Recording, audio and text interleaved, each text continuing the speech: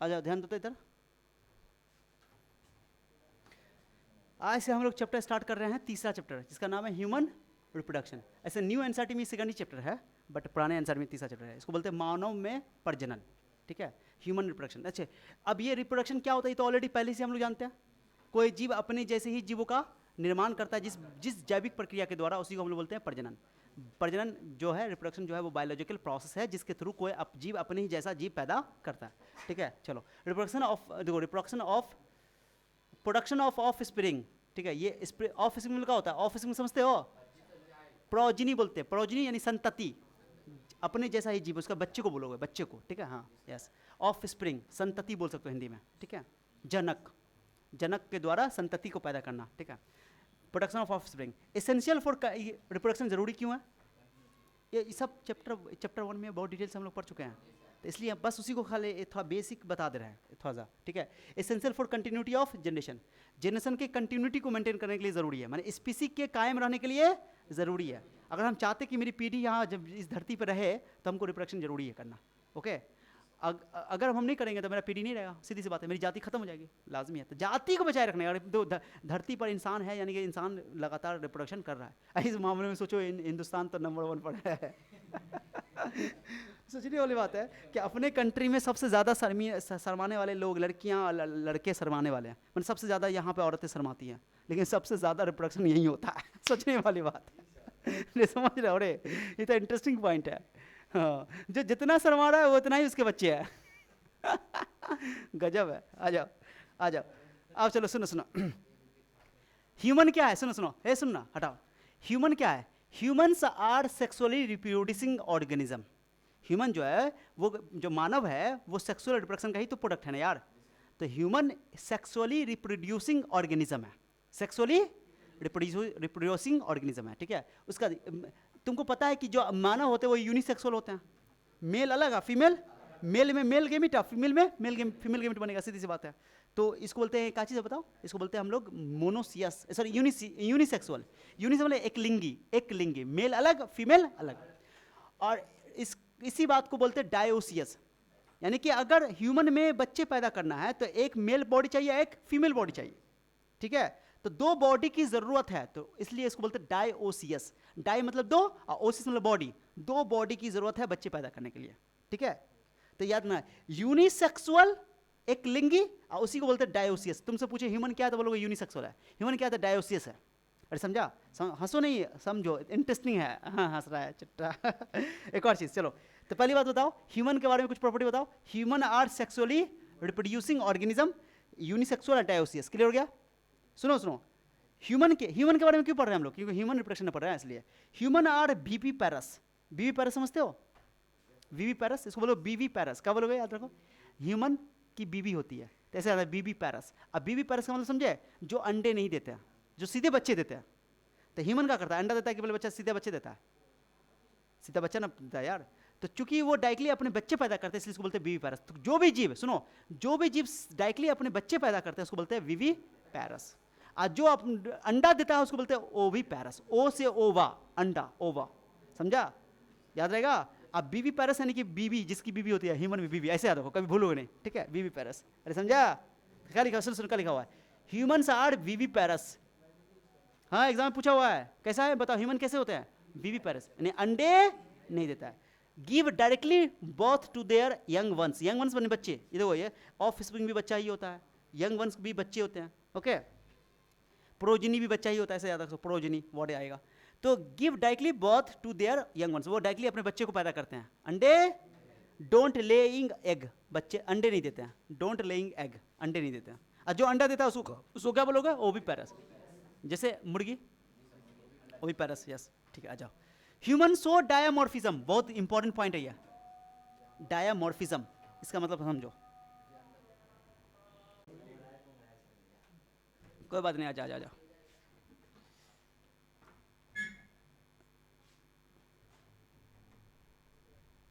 हाँ, आ गया, चलो, थोड़ा सा सेट कर दिया, दिखाई नहीं दे रहा था, आ जाओ। ह्यूमन सो डायमॉर्फिज्म, तीसरा प्रॉपर्टी। डायमॉर्फिज्म समझे, कि डायमॉर्फिज्म मतलब होता है कि मेल बॉडी अलग, फीमेल बॉडी अलग। मेल बॉडी को तुम देख करके पता चल जाएगा कि मेल बॉडी है, आई फीमेल बॉडी। कैसे देखोगे? मेल बॉडी को देख पता, उसके कुछ पार्ट्स को देखोगे, समझ आएगा मेल बॉडी है। फीमेल बॉडी को उसके पार्ट्स को देख पता चलेगा कि फीमेल बॉडी है। हाँ, हंस रहा है चट्टा। अरे कुछ अंतर है कि नहीं है? क्या अंतर है? अंतर बताओ तुम, क्या अंतर है? बॉडी पार्ट्स को देख पता चलेगा ना। आवाज़ को भी, आवाज़ भी तो सुनते हो कि जो मेल होती है, मेल जो होता है उसका आवाज़ का पिच जो होता है वो लो होता है। लो मतलब ज़्यादा मोटा होता है आवाज़। लेकिन लड़कियों की आवाज़ हल्की पतली होती है। हंस कर अरे देखना, अरे चट्टा हंस रहा है, टॉपिक में हंस रहा है। अरे अभी कोई हंसने वाले बातें नहीं, अभी तुम्ही लोग का आवाज़ चल रहा है। डायामॉर्फिज्म, एग्जाम याद ना, सुनो। डायामॉर्फिज्म का मतलब होता है कि मेल और फीमेल को तुम डिफरेंशिएट कर सकते हो, विभेद कर सकते हो कुछ कैरेक्टर को देख करके, है ना, उसको बोलते हैं डायामॉर्फिज्म। चलिए बताओ, पहले बताओ ह्यूमन कैसे होता है? सेक्सुअली रिप्रोड्यूसिंग ऑर्गेनिज्म, यानी सेक्सुअल रिप्रोडक्शन के थ्रू पैदा होते हैं या सेक्सुअल रिप्रोडक्शन करते हैं। ह्यूमंस कैसे होते हैं? विवी पैरस। ह्यूमन डायामॉर्फिज्म शो करते हैं। क्या शो करते हैं? डायामॉर्फिज्म मतलब होता है कि डायामॉर्फिज्म मतलब दो अलग अलग रूप है, मेल अलग है, फीमेल अलग है, डायामॉर्फिज्म, ठीक है। और सुनो अच्छा से, ह्यूमन शो इंटरनल फर्टिलाइजेशन। अब अच्छा, बच्चे जो बनते हैं कहाँ बनते हैं? फर्टिलाइजेशन कहाँ होता है? शरीर के अंदर। किसके? मेल में कि फीमेल में? फीमेल में होता है। माने फर्टिलाइजेशन की प्रक्रिया कहाँ पूर्ण होती है? फीमेल के बॉडी के अंदर, तो उसको बोलते हैं इंटरनल फर्टिलाइजेशन। जैसे मछलियों में मैं तुमको बताया था कि कुछ मछलियाँ जो होती हैं अपना मेल गैमेट छोड़ देती हैं, फीमेल गैमेट वहाँ बाहर में फर्टिलाइजेशन, उसको बोलते हैं एक्सटर्नल फर्टिलाइजेशन, ठीक है। बट इंसान के अंदर कैसा होता है फर्टिलाइजेशन? हाँ, तो लिखा हुआ है फ्यूजन ऑफ मेल गैमेट यानी स्पर्म, मेल गैमेट को स्पर्म बोलोगे, एंड फीमेल गैमेट जिसको ओवम बोलोगे, occurs inside the female body. समझिए? तो ये 4 प्रॉपर्टी ह्यूमन के बारे में याद रखना है कि ह्यूमन जो है वो सेक्सुअल रिप्रोडक्शन करते हैं, ह्यूमन जो है तुम्हारे विवी पैरस होते हैं, ह्यूमन डायामॉर्फिज्म शो करते हैं, और ह्यूमन जो है जो इंटरनल फर्टिलाइजेशन शो करते हैं। 4 पॉइंट समझ आ गया? बहुत अच्छा से। हाँ, ये बेसिक है, बेसिक है। अब आ जाओ आगे। हाँ बेसिक है बिल्कुल, अभी थोड़ा और बात करेंगे। आ जाओ आ जाओ। याद है ना कि लाइफ साइकिल में, और जैसे इंसानों में भी जितने भी ऑर्गेनिज्म है उसमें लाइफ साइकिल बोलते हैं कि रिप्रोडक्शन का फेज होता है। फेजेस इन लाइफ साइकिल क्या पढ़ते हैं? एक होता है जुवेनाइल फेज, ये हम लोग पहले सेकंड चैप्टर में पढ़ चुके हैं, या पहला फेज चैप्टर में पढ़ चुके हैं। जुवेनाइल फेज जिसको प्री रिप्रोडक्टिव फेज कहते हैं। अरे रिप्रोडक्शन से पहले का फेज और रिप्रोडक्शन के बाद का फेज, तो ये जो पहले का फेज है, जैसे अभी तुम लोग भी प्री रिप्रोडक्टिव फेज में हो, क्या हो माने तुम लोग से पहले जो बच्चा है या जो पहले था जो मैच्योर नहीं हुआ था रिप्रोडक्शन के लिए, उसको बोलते हैं प्री रिप्रोडक्टिव फेज। समझे बात को? जैसे अभी तुम लोग बालिग हो गए, बालिग मतलब क्या होता है कि तुम लोग थोड़ा सा बड़े हो गए हो, अब तुम शादी करोगे तो बच्चे पैदा कर सकते हो, सीधी सी बात है ना, बिना शादी के भी कर सकते हो, है ना। अरे समझा? अरे सुन, लेकिन तुम अब मैच्योर हो गए हो, सेक्सुअली क्या हो गए हो? मैच्योर हो गए, माने तुम सेक्सुअली रिप्रोडक्शन कर सकते हो। लेकिन तुम्हारा ऐसे मान लो कि तुम्हारा जो छोटा भाई होगा 7 साल 8 साल का होगा, तो सेक्सुअली रिप्रोडक्शन नहीं कर सकता है, क्योंकि वो सेक्सुअली मैच्योर नहीं हुआ, परिपक्व नहीं हुआ है। तो वो उसका जो फेज चला वो कौन फेज है? माने पैदाइश से लेकर के जब तक वो बालिग नहीं हुआ है, बोलते हैं ना कि बालिग नहीं हुआ, यौवनारंभ स्टार्ट नहीं हुआ, प्यूबर्टी नहीं आया, तब तक वो एज को बोलते हैं जुवेनाइल फेज। ओके, माने कि वो एक्टिवली अभी रिप्रोडक्टिव फेज में आया नहीं है, रिप्रोडक्शन के लायक नहीं हुआ है, ये कहने का मतलब है। उस फेज को बोलते हैं जुवेनाइल फेज, या उसको बोलते हैं प्री रिप्रोडक्टिव फेज। क्या बोलते हैं उसको? बोलो। प्री रिप्रोडक्टिव फेज, समझा? रिप्रोडक्शन से पहले का phase. Period of growth after birth before reaching, बोलो, रिप्रोडक्टिव मैच्योरिटी।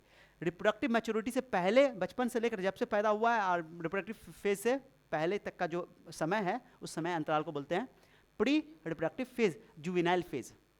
समझे? Juvenile phase. आगे एक दूसरा वाला फेज आएगा जिसको बोलेंगे रिप्रोडक्टिव फेज, जिसमें ये जो भी ऑर्गेनिज्म है या ह्यूमन के बारे में बात कर रहे हैं स्पेशली, तो ह्यूमन बोलो मैच्योर हो जाएगा, रिप्रोडक्टिवली क्या हो जाएगा? मैच्योर हो जाएगा। जैसे 18 साल 19 साल 20 साल ना, 14 साल 15 साल का प्यूबर्टी का करीब 13 साल 14 साल में आ जाता है, ठीक है। हाँ, रिप्रोडक्टिव फेज, ठीक है, रिप्रोडक्टिव फेज का द पीरियड इन विच, वो समय अंतराल है जिसमें ऑर्गेनिज्म इज सेक्सुअली मैच्योर, वो रिप्रोडक्शन के लिए तैयार हो चुका होता है, and able to producing offspring, और वो बच्चे पैदा कर सकता है, हाँ, करने लायक हो जाता है। अरे समझा? It is continuous in humans, क्या लिखा हुआ है? It is continuous in human के अंदर कंटिन्यूअस होता है, लगातार होता है, ठीक है। यानी कि एक बार ऐसा नहीं होगा कि कंटिन्यूस मत समझे, ऐसा नहीं होगा कि तुम आज बच्चे पैदा करने लायक हो गए हो, आज कल अगर मैंने जून में नहीं कर पाओगे और अप्रैल में कर पाओगे, ऐसा तो नहीं होगा, लगातार होता है। अरे कुछ ऐसे जीव होते हैं जो सीजनल होते हैं, उसको बोलते हैं सीजनल ब्रीडर्स, पढ़ाए थे सीजनल ब्रीडर्स। सीजनल ब्रीडर्स का होता है सीजन में बच्चे पैदा कर सकते हैं, माने एक सीजन में, जैसे ठंडे वाले ठंडे में करेंगे, गर्मी नहीं करेंगे, कुछ गर्मी में करते हैं, ठंडे में, माने उनका समय होता है, सीजन होता है। कुछ जीव, पक्षियाँ भी देखोगे, कुछ जीव तो वो अब सीजन बाई सीजन ही अपने बच्चे पैदा कर सकते हैं, वो हर सीजन में। लेकिन इंसान जब चाहे अगर रिप्रोडक्टिव फेज में आ गया तो चाहे गर्मी हो चाहे ठंडा हो खड़े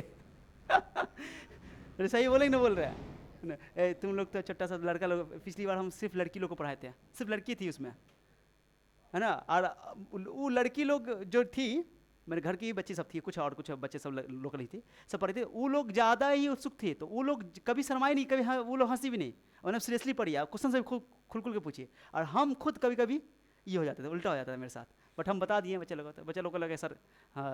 एक्चुअली क्या है कि हम पहले बच्चों को, जैसे तुम लोग अभी हो, तुम लोग अभी पहली बार पढ़ रहे हो, तो तुमको हम फ्रैंक कर दिए, तुम क्वेश्चन पूछोगे या डाउट होगा तो पूछोगे। लड़की लोग भी ऐसे फ्री कर दिए, अपना क्वेश्चन सब पूछ लिए। इसलिए इस टीचर में और बच्चों में गैप बस खाली दोस्ती का होना चाहिए, है ना, ताकि बच्चों को कुछ क्वेश्चन हो तो जवाब मांगे, सिर्फ इसी चैप्टर में नहीं, केवल इसी चैप्टर में नहीं, जबकि हर चैप्टर में ये पॉजिटिव सोच लेकर पढ़ाई करो तो मजा आएगा। ठीक है, हो गया। तो कंटिन्यूस होता है, मतलब कि कभी भी जब रिप्रोडक्टिव फेज में आ जाएगा तो वो कभी भी रिप्रोडक्शन कर सकता है, ये है मतलब। सेनेसेंट फेज, सेनेसेंट फेज किसको बोलते हैं? जो रिप्रोडक्टिव फेज के बाद, जैसे मान लो कि अब तुम बच्चे भी हो गए, तुम बड़े भी हो गए, उस करते करते तुम बूढ़े हो गए, बूढ़े एज में चले गए, एजिंग फेज, ठीक है, उसको बोलते हैं एजिंग फेज, माने कि वो रिप्रोडक्टिव फेज के बाद का फेज है। तो देखो इसको बोलते हैं सेनेसेंट फेज, या इसको बोलते हैं पोस्ट रिप्रोडक्टिव फेज, या इसको बोलते हैं एजिंग फेज। तीन नाम है इसका, तीन नाम है। Last phase of the life cycle in which body function is declined, decline मतलब घट जाता है, माने बॉडी अच्छा से काम नहीं करता है। ओके, आगे लिखा हुआ है ends with the death of the organism, और इंसान की मौत हो जाती है उसमें, है ना। तो तीन, किसी भी ऑर्गेनिज्म में तीन साइकिल चलता है, जो भी सेक्सुअली रिप्रोड्यूसिंग ऑर्गेनिज्म होगा, ओके, चाहे ह्यूमन हो, चाहे वो प्लांट हो, चाहे वो कोई भी जीव हो, ठीक है, उसमें तीन फेज होगा। एक होगा जुवेनाइल फेज, या उसको बोलते हैं प्री रिप्रोडक्टिव फेज, एक दूसरा फेज होगा रिप्रोडक्टिव फेज, अच्छा तीसरा फेज होगा पोस्ट रिप्रोडक्टिव फेज, यानी बाद वाला, यानी एजिंग फेज या सेनेसेंट फेज, ठीक है, समझा। तीन फेज था बीच में, अभी हम लोग तो सब पढ़ेंगे, हम लोग तीनों देखेंगे, ठीक है, प्री रिप्रोडक्टिव फेज भी देखेंगे, रिप्रोडक्टिव फेज भी देखेंगे, सेनेसेंट फेज भी देखेंगे, तीनों देखेंगे, ठीक है, समझा। ये पूरे एक साइकिल का हिस्सा हुआ, एक साइकिल का, एक चक्र का, पूरे जीवन चक्र का ये हिस्सा हुआ, ठीक है, समझा गया। चलो, ये सब पढ़ाए हुए हैं, पहली बार ये सब नहीं है, पढ़ाए हुए हैं। अब सुनो, events involve in human reproduction. अब रिप्रोडक्शन के दौरान कौन कौन सी घटनाएं बोलो मौजूद हैं, उसको देखेंगे। अब एक होता है प्री फर्टिलाइजेशन इवेंट, फर्टिलाइजेशन से पहले का घटना, ओके, एक पढ़ेंगे फर्टिलाइजेशन के टाइम में घटना, एक होगा फर्टिलाइजेशन के बाद की घटना। फर्टिलाइजेशन के पहले का घटना याद है, हम लोग sexual reproduction in flowering plant में पढ़ के आ चुके हैं। क्या होता है? गैमेटोजेनेसिस, गैमेट का फॉर्मेशन, है ना। जैसे अब हम यहाँ पर ह्यूमन पढ़ रहे हैं, तो ह्यूमन में मेल का गैमेट अलग बनेगा, फीमेल का, मेल गैमेट को स्पर्म बोलोगे, तो स्पर्म बनने की प्रक्रिया को बोलते हैं oogenesis, ठीक है, नहीं सॉरी, स्पर्मेटोजेनेसिस, गलती बोलती है, स्पर्म के बनने की प्रक्रिया को बोलते हैं स्पर्मेटोजेनेसिस, और फीमेल के अंदर ओवा बनेगा तो उसको बोलते हैं oogenesis, और पूरी प्रक्रिया को बोलेंगे गैमेटोजेनेसिस। गैमेट बनने की प्रक्रिया को बोलते हैं गैमेटोजेनेसिस, और स्पर्म बनने की प्रक्रिया को बोलते हैं स्पर्मेटोजेनेसिस, और ओवा बनने की प्रक्रिया को बोलते हैं oogenesis। तो मेल में स्पर्मेटोजेनेसिस और फीमेल में oogenesis, पढ़ने वाले, डिटेल से पढ़ने वाले हैं। ये रिप्रोडक्शन से पहले की प्रक्रिया है, पहले की घटना है। क्या बोले? Pre fertilization event. तो प्री फर्टिलाइजेशन इवेंट के अंदर दो बातें, दो पहले कौन बताओ? गैमेटोजेनेसिस, ओके, एक पर गैमेट का ट्रांसफर, गैमेट का ट्रांसफर माने पहुंचाना है उसको, ठीक है। तो देखो दो ऐसे आदमी, अभी हम तुमको पूरे चैप्टर भी समझाएंगे। तो फर्टिलाइजेशन का मतलब क्या हुआ कि स्पर्म का और ओवम का शादी करवाना है, ऐसे याद ना, ठीक है, शादी कराना है। शादी माने स्पर्म को दूल्हा मानोगे, और ओवम को यानी एग को, अंडे को दुल्हन मानोगे, ऐसे याद रखोगे, समझाने में हमको थोड़ा आसानी होगी, ठीक है। आ जाओ। तो गैमेटोजेनेसिस, ये बताओ फर्टिलाइजेशन से पहले की घटना है ना। अरे फर्टिलाइजेशन करना है तो पहले गैमेट का बनेगा यार, तब तो द प्रोसेस ऑफ, पहली बात तो तुम लोग गलती, तुम लोग के दिमाग में बैठा हुआ है कि स्पर्म और गैमेट दोनों सेम चीज़ है। स्पर्म और जो एक वर्ड होता है स्पर्म, एक वर्ड होता है सीमेन, क्या होता है, जिसको वीर्य बोलते हैं, ना वीर्य। हाँ, तो शुक्राणु और वीर्य कुछ लोग समान समझते हैं कि समान है, समान नहीं है, ओके, अलग चीज़ है। यानी अंग्रेजी में बोलते हैं सीमेन और स्पर्म, दोनों को सेम समझते हैं, दोनों अलग अलग चीज़ें। ये चैप्टर में तुमको समझ में आ जाएगा क्या होता है। स्पर्म और सीमेन अलग अलग चीज़ है, ठीक है। हाँ, जो चिपचिपा सवाल जो बोलते हो, चिपचिपा सा लिक्विड जो निकलता है बॉडी से, हमारे बॉडी से, उसको बोलते हैं सीमेन, वो वीर्य होता है, उसी के अंदर स्पर्म मौजूद होता है। वो स्पर्म मेल गैमेट है तुम्हारा, ठीक है। चलो आ जाओ। अब पहले पढ़ेंगे, सुनो ना, प्री फर्टिलाइजेशन इवेंट, फर्टिलाइजेशन से पहले की घटना, तो उसमें पढ़ो गैमेटोजेनेसिस, ठीक है। गैमेटोजेनेसिस माने ये चैप्टर तुम पढ़ लोगे ना, तो तुम बता रहा मैं तुमको, इस चैप्टर के बाद एक चैप्टर है रिप्रोडक्टिव हेल्थ, ओके। वो तुम्हारा जो ये चैप्टर से पढ़ने के बाद तुमको इतना अच्छा ज्ञान हो जाएगा कि अगर तुम अच्छा से पढ़ लेते हो और अपने बॉडी, अपने जीवन में लागू कर लोगे, तो तुम्हारा शरीर सेहतमंद रहेगा। क्या कि तुमको पता चल जाएगा कि हम हेल्दी कैसे रहेंगे। क्या कि बहुत बच्चे इस एज में, जैसे तुम लड़का लोग सब हो ना, इसी चक्कर में अपना शरीर बर्बाद करता है। जानते हो कुछ बच्चा सब इसी सबसे बचने के लिए ब्रह्मचारी बन जाता है, ब्रह्मचार्य को पालन करता है, नहीं सुनते हो? तो जो लोग अननेचुरल तरीके से, जो लड़का लोग जो है अननेचुरल तरीके से, अप्राकृतिक तरीके से जो शरीर से बाहर निकालता है मटेरियल को, वो बहुत डेंजरस है, बीमारी पैदा करता है और तुम्हारे शरीर को खतरनाक तरीके से कमज़ोर करेगा। और तुमको जानते हो दिमागी तौर पे भी बीमार कर देगा, दिमागी तौर पे भी तुम कमज़ोर हो जाओगे।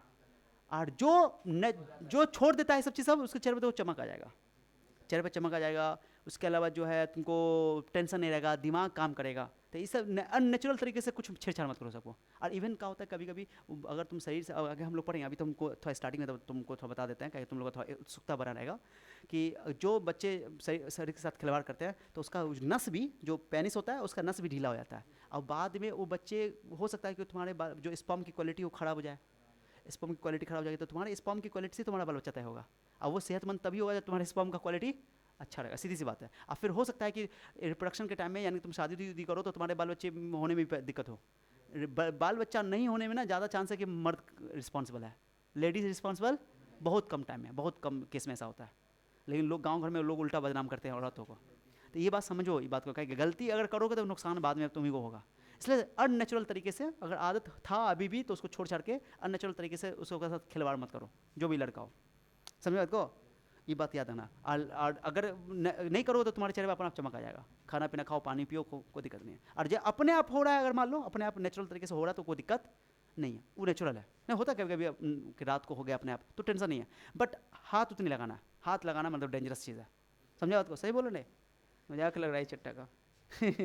चलो, तो गैमेटोजेनेसिस सुनो ना, गैमेटोजेनेसिस दो प्रकार का, कौन प्रकार का पहले बताओ? गैमेटोजेनेसिस किसको बोलोगे?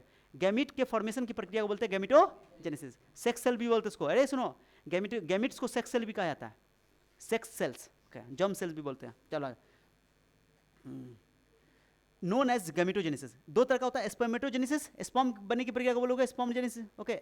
स्पर्मेटोजेनेसिस यानी कि मेल गैमेट जिसको बोलते हो, the process of formation of male gametes, sperm के बनने की प्रक्रिया उसको बोलते हैं स्पर्मेटोजेनेसिस।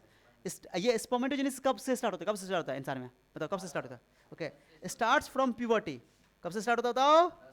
10 से, मान के जनरली लगभग मान के 10 से 14 इसका एज है। प्यूबर्टी मतलब यूवेनाडम, प्यूबर्टी आ गया, मान के वो सेक्सुअली मैच्योर हो गया, ओके, रिप्रोडक्शन करने के लायक हो गया, ऐसा बोलो।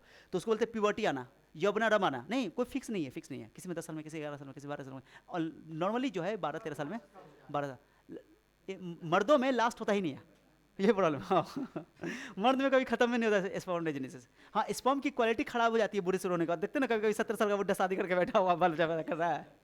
मर्दों में टेंशन नहीं है, औरतों में चाहिए। इसलिए औरतों का शादी टाइम पे हो जाना चाहिए। जैसे हम, मेरा मान लो मेरा एज हो गया है शादी करने का, अभी भी हम शादी नहीं कर रहे हैं, नहीं कर रहे हैं, शादी नहीं कर रहे हैं। अगर मान लो 40 साल के बाद, 45 साल, 10 साल बाद भी शादी करके हम बच्चा पैदा कर सकते हैं, नहीं समझे बात को? हाँ, अगर मेरे बॉडी में अगर वो स्पर्म की क्वालिटी अच्छी है तो बच्चा अच्छा होगा, मुझे पता है, मतलब बात को।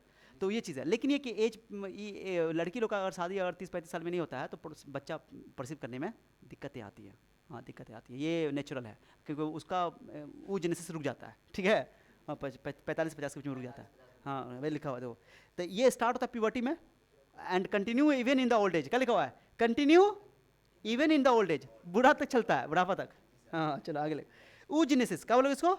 oogenesis, the process of formation of female gamete, जिसको एग बोलो या ओवा, एग या ova, is known as oogenesis। Start in embryonic life. सबसे खास बात बताऊं, जब लड़की माँ के पेट में थी, लड़का का स्पर्मेटोजेनेसिस जो बोले, जो स्पर्म बनने की प्रक्रिया है, वो जब यौवनारंभ स्टार्ट होता है तब 10 से 14 साल के बीच में आ जाता है, ओके। जनरली लड़कियों में अंडा बनने की प्रक्रिया जब माँ के वो पेट में थी तब भी से स्टार्ट हो जाता है।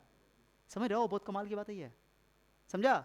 हाँ, ये बहुत खास बात है, देखो लिखा हुआ है, क्या लिखा हुआ है? स्टार्ट्स इन एम्ब्रियोनिक लाइफ, माने लड़कियों में अंडा बनने की प्रक्रिया कहाँ स्टार्ट हो जाती है? जब वो माँ के पेट में थी तभी, ठीक है, बिफोर बर्थ, पैदा होने से पहले ही। हाँ हाँ, and stop at menopause. Menopause बोलते हैं 45 से 50 साल के एज में करीब करीब, हाँ, वो रुक जाता है, मेनोपॉज बोलते हैं उसको, ठीक है। हाँ, समझे बात को? पढ़ेंगे हम लड़के लोग, एमसी भी पढ़ेंगे, मेंस्ट्रुअल साइकिल भी पढ़ेंगे, मासिक धर्म जिसको बोलते हैं, वो सब पढ़ेंगे, चिंता नहीं करो, ठीक है, कि मासिक धर्म में क्या होता है, वो सारी बातें करेंगे, ठीक है। अंतर क्या है दोनों में, समझ में आ गया? गैमेटोजेनेसिस पढ़ लिया है? अरे यार बहुत स्लो चला, फाइल बहुत बड़ा है इसलिए देर से खुल रहा है। आ जाओ, हाँ ठीक है। अड़किल हो गया, पहला प्रक्रिया समझ में आ गया, पहला क्या हो, गैमेटोजेनेसिस, गैमेट का फॉर्मेशन, ये सब पढ़ रहे हैं। प्री फर्टिलाइजेशन इवेंट माने फर्टिलाइजेशन से पहले का घटना, तो उसमें पहला पढ़ लिया हम लोग का चीज गैमेटोजेनेसिस। दूसरा है गैमीट ट्रांसफर, क्या चीज बताओ, गैमेट को ट्रांसफर करना है, पहुंचाना है, उसको बोलते हैं इंसेमिनेशन। इंसेमिनेशन माने कि जब मेल गैमेट फीमेल गैमेट, जब मेल गैमेट को फीमेल गैमेट में डाला जाएगा, माने फीमेल के अंदर पहुंचाया जाएगा शरीर में, ठीक है, उस प्रक्रिया को बोलते हैं इंसेमिनेशन। तो सीमेन से बना हुआ है, सीमेन मतलब वीर्य, वीर्य, हाँ, तो इंसेमिनेशन मतलब सेमिनेशन, सीमेन को फीमेल बॉडी में पहुंचाना, पहुंचाने की प्रक्रिया, उसको बोलते हैं इंसेमिनेशन, ठीक है, गैमेट ट्रांसफर, ठीक है। ये सब अभी रिप्रोडक्शन फर्टिलाइजेशन नहीं हुआ है, ये सब फर्टिलाइजेशन से पहले की घटना है, प्री फर्टिलाइजेशन इवेंट, ठीक है। The transfer of male gamete यानी सीमेन, मेल गेमिट सीमेन के अंदर होता है, वीर्य के अंदर होता है, into the female reproductive tract, tract मतलब रास्ता, ट्रैक्ट मतलब रास्ता, ठीक है, ड्यूरिंग सेक्सुअल इंटरकोर्स, जब सेक्सुअल संभोग की प्रक्रिया होती है, जब मेल और फीमेल संभोग करते हैं, ओके, इसको बोलते हैं संभोग की प्रक्रिया को बोलते हैं हम लोग का सेक्सुअल इंटरकोर्स, ठीक है। तो उस केस में क्या बोलते हैं, मेल को, मेल गेमिट को पहुंचाया जाता है फीमेल बॉडी में, तो उस प्रक्रिया को बोलते हैं इंसेमिनेशन, क्या बोलते हैं इसको, हाँ, हो गया। अब ये हो गया pre fertilization event. Pre fertilization event में कौन सी हो गया, गैमेटोजेनेसिस और इंसेमिनेशन। अब चलो, अब चलेंगे फर्टिलाइजेशन इवेंट, क्या पढ़ेंगे, अभी चिंता मत करना, जो तुम पढ़े हो, जो पढ़े हो अभी गैमेटोजेनेसिस, तो वहाँ पे छूट गया नहीं, वो अभी डिटेल से पढ़ेंगे आगे। अभी हम लोग शॉर्टकट में तरीका पढ़ रहे हैं कि क्या क्या करना है हम लोगों को। प्री फर्टिलाइजेशन के अंदर क्या क्या पढ़ लिया होता हूँ, गैमेटोजेनेसिस और इंसेमिनेशन। अब पढ़ेंगे फर्टिलाइजेशन इवेंट। फर्टिलाइजेशन इवेंट को बोलते हैं संगमी, जहाँ पे मेल गेमिट और फीमेल गेमिट फ्यूज होगा, मिलेगा, जिसको बोलते हैं हम लोग निषेचन, ठीक है। आ जाओ, आ जाइगोट बनेगा, क्या बनेगा, the process of fusion of male and female gamete is known as fertilization, निषेचन, ओके। मेल गेमिट और फीमेल गेमिट के मिलने की प्रक्रिया को बोलेंगे फर्टिलाइजेशन। मेल गेमिट को स्पर्म बोलते हैं, जो कि 23 होता है, हैप्लॉइड होता है, जितने भी गेमिट होते हैं सब हैप्लॉइड होते हैं, हाँ। फीमेल गेमिट जिसको ओवा या एग बोलते हैं, ये भी हैप्लॉइड होती है। याद होगा मेल में एक्स वाई, याद है, एक्स वाई, इसमें एक्सेस होता है, याद है यहाँ, चलो देख रहे हैं। जाइगोट बनता है male gamete female gamete, zygote तुम जानते हो 2n होता है, ओके, जो कि डिप्लॉइड होता है, क्या होता है, डिप्लॉइड। चलो ये हो गया फर्टिलाइजेशन इवेंट, समझ में आ गया। आप उसका पढ़ेंगे पोस्ट फर्टिलाइजेशन इवेंट, माने फर्टिलाइजेशन के बाद अब जाइगोट जब बन गया तो जाइगोट से डिवाइड करेगा, माइटोटिक डिवीजन करेगा, और करते करते बहुत सारा सेल बनेगा, है ना, तो उसको एम्ब्रियो बोलोगे, क्या बोलोगे, एम्ब्रियो। अब एम्ब्रियो सुनो सुनो, गौर से एक पार्ट होता है ब्लास्टोसिस्ट का फॉर्मेशन होना। पोस्ट फर्टिलाइजेशन में क्या होगा कि वो जो जाइगोट है वो डिवाइड करेगा, तो जाइगोट बना, जाइगोट तो सिंगल सेल है, अब डिवाइड करेगा 2 सेल बनेगा, 2 सेल से 4 सेल बनेगा, 4 सेल से ऐसे करते करते बनता जाएगा। एक टाइम आएगा बहुत सारे सेल मिलकर के एक स्ट्रक्चर बनता है, उसको बोलते हैं ब्लास्टोसिस्ट। माने जाइगोट से ही बनता है ब्लास्टोसिस्ट। जब माइटोटिक डिवीजन होता है, कौन डिवीजन होता है बताओ, माइटोटिक डिवीजन, माने कि 2n से 2n 2n 2n 2n equal division होता है, उसको बोलते हैं माइटोटिक डिवीजन, ठीक है, याद रखना, ठीक है, इक्वेशनल डिवीजन। ब्लास्टोसिस्ट का बनना, ब्लास्टोसिस्ट का बनना, ओके, इसको बोलते हैं ब्लास्टोसिस्टेशन, ओके, ब्लास्टोसिस्टेशन। अब क्या होगा, जो ब्लास्टोसिस्ट बना है वो क्या होगा, ध्यान ध्यान ध्यान देना, जो ब्लास्टोसिस्ट बना है वो एम्ब्रियो का एक तरह का पार्ट कह सकते हो, वो जा करके हम इसके फीमेल के बॉडी में यूट्रस से जाके चिपकता है, अटैच होता है, यूट्रस से जाकर के अटैच होता है, ओके, उस अटैच को बोलते हैं इम्प्लांटेशन होना, इम्प्लांटेशन, क्या बोलते हैं उसको, the attachment of blastocyst to the wall of uterus, uterus के दीवार से जाकर क्या करता है, चिपकता है, या वुम भी बोलते हैं, यूट्रस माने भाई कोक, मम्मी का कोक, माँ की कोक, ऐसे कोक बोलते हैं, वुम, कोक, ओके, इज कॉल्ड इम्प्लांटेशन। तो पोस्ट फर्टिलाइजेशन में पहले ब्लास्टोसिस्ट बनेगा, जाइगोट से ब्लास्टोसिस्ट बनेगा, उसके बाद फिर इम्प्लांटेशन होगा, क्या होगा, अब वो इम्प्लांटेशन होगा, यूट्रस के बॉल से जाकर चिपक जाएगा, ओके, अब वो वहाँ पर डेवलप होगा, डेवलप होगा, डेवलप होगा, और डेवलप होगा, और डेवलप होगा, फिर बच्चा बनेगा, ठीक है, बेटा हो या बेटी हो, ठीक है। तो जो डेवलप हो रहा है वो तब तक वो डेवलप हो रहा है, ओके। एक टर्म इस्तेमाल होता है फीटस, भ्रूण, जिसको हिंदी बोलते हैं भ्रूण, सुनते हो, तो 8 सप्ताह के बाद उसको भ्रूण बोलते हैं, माने वो जो एम्ब्रियो है वही एम्ब्रियो को 8 सप्ताह के बाद क्या बोलने लगता है, फीटस, हाँ। अब वो फीटस वहाँ डेवलप करता है भाई यूट्रस के पास, यूट्रस की दीवार से चिपक करके, ठीक है। अब वो डेवलप होते होते होते होते होते तो जब तक डेवलप हो रहा है 9 महीना तक, ओके, उसको बोलते हैं हम लोग क्या चीज़, जेस्टेशन, क्या बोलते हैं उसको, उस पीरियड को बोलते हैं जेस्टेशन पीरियड। कौन पीरियड, हाँ, जेस्टेशन पीरियड मतलब कि जब वो ब्लास्टोसिस्ट बना और मम्मी के इम्प्लांटेशन हो गया, इम्प्लांटेशन के बाद वो दीवार पे जो चिपका हुआ है यूट्रस की दीवार से, वो डेवलप होते होते होते बच्चा में पूरा मुकम्मल तब्दील हो रहा है, कन्वर्ट हो रहा है, उसके बाद 9 महीने तक के पीरियड को क्या बोलोगे, जेस्टेशन पीरियड। कौन पीरियड, और उसका जब डिलीवरी होगा तो उसको बोलते हैं पास्टोरेशन, जो लिखा हुआ है, सुनो क्या लिखा हुआ है, जेस्टेशन हो गया, जेस्टेशन पीरियड किसको बोलते हैं, सुनो, the time period of the development of the embryo, embryo के डेवलपमेंट को, okay, in mother uterus, okay. Gestation period 9 month से लेकर के बोलो 9 मंथ 7 दिन तक का होता है, 7 दिन तक का, माने लोग कहते हैं जनरली जो है कि 9 महीना, 9 महीने में नहीं, 9 महीना 7 दिन, हाँ, 9 महीना 7 दिन, 40 वीक्स, लगभग 40 सप्ताह। एक्सपेक्टेड डेट ऑफ डिलीवरी, इसको ईडीडी बोलते हैं, ये बाद में करेंगे कि कब उसका अगर तुम चाहो तो तुम डॉक्टर, जो डॉक्टर होते हैं तो निकालते कि इसका डिलीवरी कब होगा। ओके, डिलीवरी किस तारीख को होगा, तो उसको बोलते हैं एक्सपेक्टेड डेट ऑफ डिलीवरी, मानी वो बच्चा पैदा कब होगा। तो डॉक्टर क्या करते हैं कि डॉक्टर निकालते हैं ना, तो एक तरीका होता है डॉक्टर निकालने का, उसको पता होता है, पढ़े हुए वो, तो उसको बोलते हैं एक्सपेक्टेड डेट ऑफ डिलीवरी, मानी कब वो पैदा होगा। ओके, पैदा होने का अंदाज़ा लगाते हैं ना। तो 9 मंथ 7 डेज होता है, तुमको पता है। और उसके बाद क्या करते हैं कि 9 मंथ 7 डेज में, सुना 9 मंथ 7 डेज तो होता ही है, उसको पता है। अब first day of last period, जो उसको पीरियड आया था ना लास्ट, जब बच्चा मान कि जब वो प्रेग्नेंट हुई, उससे पहले उसको पहला एमसी तो हुआ होगा, मेंस्ट्रुअल साइकिल तो हुआ होगा, मासिक धर्म। तो मासिक धर्म का जो फर्स्ट डे मान कि जब लास्ट पीरियड हुआ था, उसका पहला दिन का हिसाब लेकर के उसको जोड़ देंगे इसमें, और उसको एक्सपायरी डेट पता चल जाएगा। समझा तुम्हें क्या बोल रहा हूँ, मैंने डॉक्टर निकाल सकता है। इसलिए कोई भी डॉक्टर, जो अच्छी डॉक्टर होगी, जो लेडी के पास पूछती है कि चेक करवाने जाती है कि हम प्रेग्नेंट हैं कि नहीं है, तो उससे पूछती है कि तुम्हारा या वो प्रेग्नेंट है और बच्चा पैदा करने वाले, तो उससे पूछते कब इसका डिलीवरी होगा, तो उससे पूछा जाता है उस औरत से कि तुम्हारा लास्ट पीरियड कब आया था। समझो बात को, हाँ, तो वो बताती हैं पूरा हिसाब करके। तो जेस्टेशन पीरियड किसको बोलोगे, ए बाबू, जेस्टेशन पीरियड किसको बोलोगे? जेस्टेशन पीरियड में जिसमें एम्ब्रियो का होगा, विकास होगा, डेवलपमेंट होगा, भाई 9 महीना 7 दिन जो भैया। अब पास्टुरेशन, जब बच्चा का डिलीवरी होगा तो उसको बोलते हैं पास्टुरेशन। समझे, the process of child birth, बच्चे के पैदा होने की प्रक्रिया को क्या बोलोगे? पार्चुरेशन। क्या बोलोगे इसको? पार्चुरेशन बोलो, पार्चुरेशन। आप बच्चा को दूध पिलाना है, मम्मी को दूध पिलाना पड़ेगा, तो बच्चे को दूध बोलते हैं लैक्टेशन। कौन बोलते हैं? बोल दो, मिल्क प्रोडक्शन। माने बच्चे जब माँ के ब्रेस्ट में जब दूध बनता है, तो बच्चे को पिलाने के लिए होता है ना दूध, उसी टाइम में दूध बनता है, तो दूध बनने की प्रक्रिया को क्या बोलते हैं? लैक्टेशन। तो ये सब प्रक्रिया सब तुम्हारा पोस्ट फर्टिलाइजेशन इवेंट है। Post fertilization, pre fertilization event gametogenesis, अरे बोलो ना, इंसेमिनेशन। अब फर्टिलाइजेशन में तो बोली थी male gamete female gamete fuse होता है और जाकर बनता है। अब पोस्ट फर्टिलाइजेशन इवेंट में क्या होगा? ब्लास्टोसिस्ट बनेगा, ब्लास्टोसिस्ट जाकर के फिर इम्प्लांटेशन होगा, यानी कि यूट्रस के वॉल से चिपकेगा। उसके बाद जेस्टेशन पीरियड, उसके बाद पार्चुरेशन और लैक्टेशन। समझा गया? ये सभी को डिटेल से हम लोग पढ़ने वाले हैं। अरे समझा? यहाँ बस लास्ट टॉपिक है, उसको आगे देख लेंगे। ये क्रोनोलॉजिकल ऑर्डर माने किस ऑर्डर में होता है events in the human reproduction? पहले होता है गैमेटोजेनेसिस, फिर होता है इंसेमिनेशन, फिर होता है फर्टिलाइजेशन, फिर होता है ब्लास्टोसिस्ट फॉर्मेशन, फिर इम्प्लांटेशन, जेस्टेशन, पार्चुरेशन, लैक्टेशन। ये एक ऑर्डर है, ठीक है? तो इतना ही आज के लिए रहने देते हैं, ठीक है? ज़्यादा नहीं है। तुमको कहाँ से कहाँ पढ़ा है बताओ आज? पहले रिप्रोडक्शन क्या है, ठीक है? यहाँ पे मैं इसको डेफिनेशन थोड़ा सा और कर देता हूँ। प्रोडक्शन ऑफ ऑफस्प्रिंग, ओके, थोड़ा सा लैंग्वेज को और सही कर देता है। ए मिस्टर ऑफ